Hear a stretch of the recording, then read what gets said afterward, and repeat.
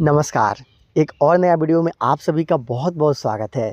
दोस्तों, अगर आप अपने लिए घर बना रहे हो या फिर घर बनाने का प्लानिंग कर रहे हो तो ये वीडियो आपके लिए बहुत ही महत्वपूर्ण है, क्योंकि आज के इस वीडियो में मैं आप लोग को डायरेक्ट साइट से दिखाने वाला हूँ कि किस तरीक़ा से, अगर आपके पास अच्छा जानकारी नहीं है, अगर आप घर बनाने के बारे में सोच रहे हो फिर बनवा रहे हो, तो मिस्त्री और ठेकेदार आपको किस तरीक़े से मूर्ख बनाते हैं। अच्छा मटेरियल देने के बावजूद भी जो आपका काम है वो अच्छा तरीक़ा से कभी कभी नहीं हो पाता है। तो इसी के बारे में आपको बताना चाहता हूं कि किस तरीक़ा से इस घर का काम है वो किया जा रहा है, कहां पे गलत काम किया जा रहा है। दोस्तों, जैसा कि आप देख रहे हो कि इस घर का जो काम है उसमें ज़्यादातर फ्लाई एश ब्रिक का जो काम है वो किया जा रहा है, लेकिन पहले ऐसा नहीं होता था। जब हम लोग पहले बारी आती थी घर बनाने की तो हमारे पास ज़्यादा जो ऑप्शन है वो ईंट के मुकाबले में मौजूद नहीं था। जैसे कि सिर्फ लाल ईंट का ही प्रयोग हम लोग अपने घर बनाने में कर देते थे, लेकिन आजकल देख रहे हो कि ज़माना चेंज हो चुका है। बहुत सारे लोग फ्लाई एश ब्रिक का उपयोग करते हैं अपने घर को बनाने में।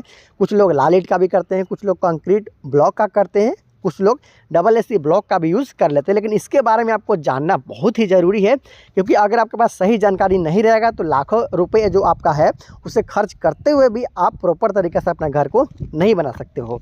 जैसे कि आप यहाँ पे देख सकते हो कि फ्लाई एश ब्रिक का जो काम है वो किया जा रहा है। टोटल ईंट है वो फ्लाई एश ब्रिक के साथ यहाँ पे किया जा रहा है। फिनिशिंग भी काफ़ी अच्छा है। आप देख सकते हो कि अंदर से इस घर का जो काम किया गया है फिनिशिंग काफ़ी अच्छा है, और फ्लाई एश ब्रिक का फिनिशिंग भी काफ़ी अच्छा आता है, जैसा कि आप यहाँ पे देख पा रहे हो। अब हम लोग बात कर लेते हैं कि आखिर किस तरीके से काम किया गया, कि मैं आपको इस काम को गलत बता रहा हूँ। तो चलिए मैं आपको जो काम किया गया है उसके बारे में पहले दिखाता हूँ।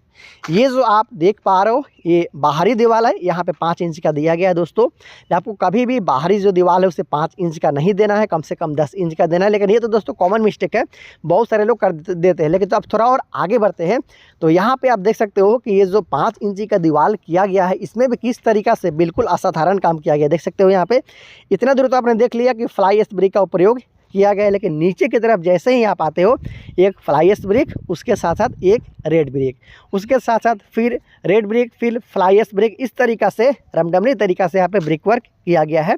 और ये मैं एक रद्दा का बात नहीं कर रहा हूँ, नीचे का जितना भी जुराई है आप देखोगे तो इसी तरीक़ा का जो काम है वो किया गया। अब आप बोल रहे होंगे कि ये तो दोनों ईंट ही है, इसमें गलत बात क्या है। जी हाँ दोस्तों, गलत बात अभी मैं बताता हूँ कि गलत बात क्या है। आप ध्यान से देखिए, ये जो आप एक फ्लाई एश ब्रिक एक रेड ब्रिक का जो काम करवा रहे हो, कभी भी आपका दीवार है वो समतल नहीं होगा, सम नहीं होगा, बराबर नहीं होगा। क्योंकि अगर आपने फ्लाई एश ब्रिक और लाल ईंट का प्रयोग किया है तो देख सकते हो कभी भी आपका कोर सीधा नहीं होगा। इसमें आप प्लास्टर करवाते हो तो आपको ज़्यादा मसाला है वो देना होगा, ज़्यादा मोटर का इस्तेमाल करना होगा। इससे आपका कंस्ट्रक्शन कॉस्ट भी बढ़ सकता है। क्यों ये बराबर नहीं होगा इसके बारे में समझ लीजिए। ये देख सकते हो कि जो इसका साइज़ है, इसका साइज़ पे अगर आप गौर करते हो, फ्लाई एश ब्रिक का साइज़ कुछ और है, रेड ब्रिक जो है उसका साइज़ कुछ और है। तो इस तरीक़ा से रैंडमली ये छोटा बड़ा होगा, तो वहाँ पे आपको प्लास्टर करने के समय ज़्यादा मसाला है वो देना होगा, तब जाके आपको बराबर प्लास्टर मिलेगा। उसमें भी कहीं ज़्यादा मसाला दीजिएगा, कहीं कम मसाला दीजिएगा, तो अगर ज़्यादा मोटा प्लास्टर हो गया तो आने वाला दिन में उसको झड़ने का समस्या भी आपके साथ हो सकता है। देखिए, कुछ इस तरीक़े से यहाँ पर ज़्यादा मसाला लगाया गया, क्योंकि जो फ्लाई एश ब्रिक है उसका साइज़ थोड़ा सा यहाँ पर छोटा है लाल ईंट के मुकाबले, फिर यहाँ पर ज़्यादा लगाया गया। तो इस तरीक़ा से जब आपका जुराई भी होता है, जब ईंट के बीच में आप मसाला डालते हो, मोटार डालते हो, तो वहाँ पे भी आपको काफ़ी दिक्कत आता है। यहाँ पे ज़्यादा मसाला आपका लगता है। तो ऐसा करते हुए आप 10 से 20% तक सिर्फ जुराई में मसाला को खर्चा ज़्यादा कर सकते हो।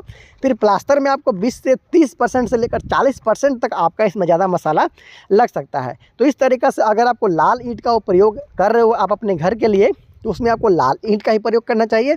अगर फ्लाई एश ब्रिक का यूज़ कर रहे हो तो सिर्फ फ्लाई एश ब्रिक का ही यूज़ करना चाहिए। इस तरीक़ा से आपको मिलाकर ईंट का यूज़ नहीं करना चाहिए। इसका लाइफ के बारे में बात कर ले तो लाल ईंट का जो लाइफ है वो ज़्यादा है, फ्लाई एश ब्रिक का जो लाइफ है वो कम है। तो दोस्तों, जब लास्ट में आपका घर जब कमज़ोर होगा कुछ वर्षों के बाद, 50 या 60 साल के बाद, तो उसमें पहले जो है एक ईंट खराब हो गया, मतलब फ्लाई एश ब्रिक है मान लीजिए खराब हो गया, तो एक ईंट खराब हो गया तो फिर आपका दीवार है वो पूरा बर्बाद हो जाता है। इसलिए आपको किसी एक ईंट का चयन करते हुए एक ईंट के साथ अपना जुराई करवाना चाहिए, या तो फ्लाई एश ब्रिक या तो फिर रेड ब्रिक। मैं एक बार फिर से बता दूं कि रेड ब्रिक सबसे अच्छा होता है, कोशिश कीजिए उसी का यूज़ करने के लिए। तो इस ढंग से इस घर का काम को किया जा रहा था। जो गलती हुआ था उसके बारे में मैंने आप लोगों को जानकारी दिया। अगर मेरा जानकारी अच्छा लगा तो चैनल को सब्सक्राइब ज़रूर कर लीजिएगा। बहुत जल्द मिलते हैं अगले वीडियो में, तब तक ले दीजिए इजाज़त। नमस्कार।